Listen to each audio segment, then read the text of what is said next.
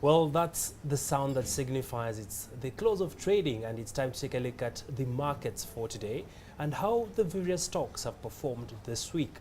And on the show, we host Harrison Gitau, who is a senior research analyst at Apex Africa, and he now joins us for more analysis on the markets. Many thanks, Harrison. Thank you very much. I'm happy to be here. Well, a look at the NSE 20 share index. You're seeing this week it's not been performing so well. It's down by just under 0.2%. Yeah. What do you make of this? 0.2% is not a big decline. It's basically a reaction to the earnings season, which are coming to a close. Some counters are closing in the green, some are closing in the red, and the resultant effect is that there's a marginal decline in the NSE 20. Well, many analysts have come out saying that where the NSE index is at about 3,800 points, it's a good place to be, and we might even hit 4,000 points. I don't know. What's your sentiment? I have no reason to contradict whatever they are saying. All right. I actually agree with whatever they are saying. Yeah. Yeah. Okay. Let's shift gears now, Harrison. And this week we've seen a lot of new developments, especially on the top movers. Yeah. I'm seeing housing finance making a serious comeback. They've moved 1.28 million shares this week. We are seeing Safaricom Group moving 11.67, KCB moving 7.4 million, Penal Corbel 6.4, Equity Group 6 million. But interestingly, what's the story behind housing finance? Housing finance is mainly on as a result of blocks. There have been block movement during the week, and that's the reason why it's a surprise appearance at the top movers for this week. Yeah. All right. Yeah. And could this be related perhaps to, of course, there's renewed activity in the housing sector where a lot of optimism has been coming through even after the handshake that happened? Yeah. There's a renewed sense of optimism in almost all sectors, and mainly the real estate sector. The sector had been growing sluggishly, with some people claiming that it's a bubble waiting to happen. But with the anticipated recovery or return of credit, ease of credit in the economy, these are among the sectors that are going to really pick up, and it's highly attributed to the recovery in HF. All right. And let's talk about the top gainers this week, Harrison. I'm seeing National Bank among the big gainers today. They're actually up by 11.6%. We're also seeing Capacity Investments up 8.7%.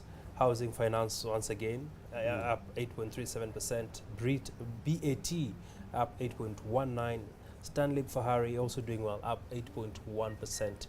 So really, I'm seeing some interesting surprises there. National Bank, the bank was in the red just a few years ago. Right now, they reported strong growth in their after-tax results for this trading season. What could be the story behind NBK, as you also tie it up with the British American Tobacco?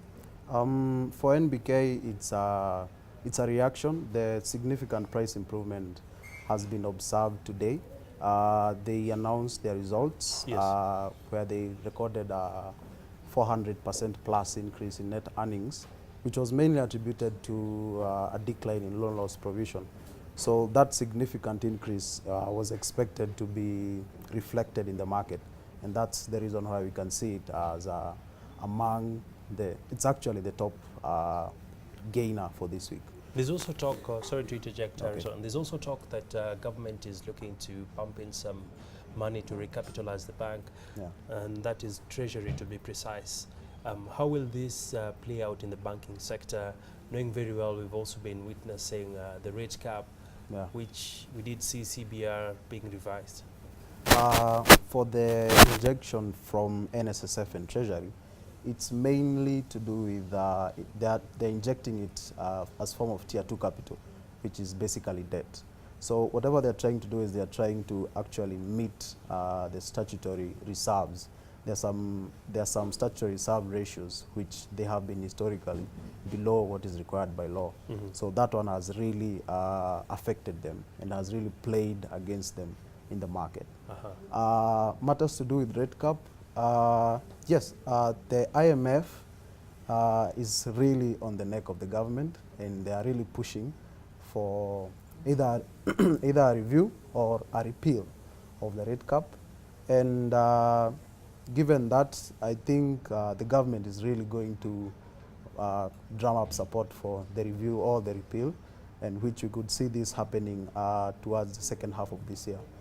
With the rate cap, all banks are expected to benefit from this because it basically improves their net interest margins, which translate well for their bottom lines. All right. Yeah. And let's wrap it up with a look at the losers for this week. Okay. I'm seeing two cement companies, Arthur River Cement, East African Portland. The stocks are down, ARM down 11.3%. We're seeing Portland down 8.4%. And of course, it's quite ironical because we did see Bamburi releasing their results and they're not badly off. What is the story behind these other two companies that also did issue profit warnings? For Bamburi, the decline was significant, close to 60%. And given that Bamburi is arguably the largest cement maker in the country, people are now inferring, the market is actually inferring as to what will happen with Portland in their full year, what will happen with ARM in their full year. ARM they actually announced a profit warning coming from a very significant loss in FY16, so that has sent. So what's behind all jitters. this? Because on the flip side, we're seeing buildings coming up, cement purchases also happening. Yeah. What's the disconnect? The disconnect is actually whatever all other firms are blaming on the poor performance of last year. The long political season, the drought, the effects of the rate cap in matters to do with the real estate. So that has really done a number on cement makers. Okay. The other thing would be increased competition among the cement makers themselves, which has brought down the prices, compressing the margins in the sector. Yeah. Interesting insights there. Many thanks, Harrison. Thank you very much. Well, it's time for us to take a look at Markets 101 for this week.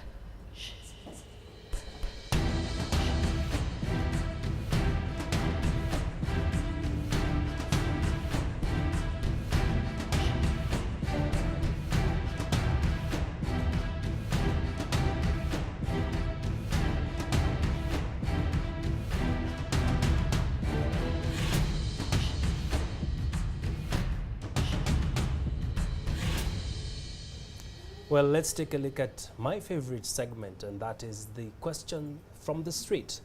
Let's see what's out for this week. How do investors make money on NSE? And number two, which is the best time to invest in NSE? There are three main ways on how investors actually make money. Number one is capital appreciation, whereby you actually sell at a higher price than you came in. Number two is about dividends, where the companies that are listed announce dividends either in form of cash or in form of shares. Number three would be from interest from bonds, bond securities that are listed and trading. The best time to get into the market, any time is the best time. It depends with which companies you're looking into, which products you're looking into, the diversification of your portfolio, and very many things. But right now, it's a very good time to be in the market. Well, many thanks, Harrison. And we do hope that your question has been satisfactorily answered. Well, it's time to take a look at a historical fact for this week.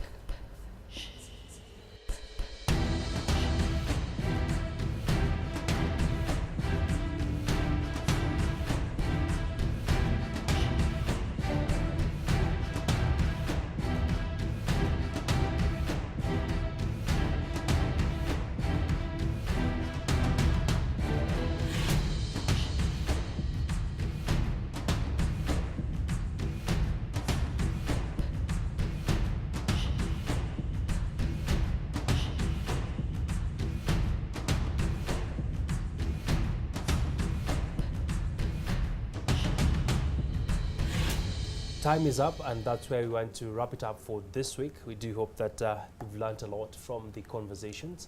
And remember, the Building Africa Financial Markets Seminar is coming up in April, and you should take part in this big seminar. Well, many thanks as well to Harrison. Always Thank a you very pleasure much. having you on the show. And for you, our viewers, remember you can interact with us on our social media handles using the hashtag Trading Bell. You can also tweet me at Agina Abi. Remember to also tweet using at KTN News and the Trading Bell. Well, from the entire team, we wish you a happy Easter and stay safe, and remember to be productive while at it. Well, that's where we leave it at. My name is Abi Agina. Let's interact next time on the Trading Bell next week.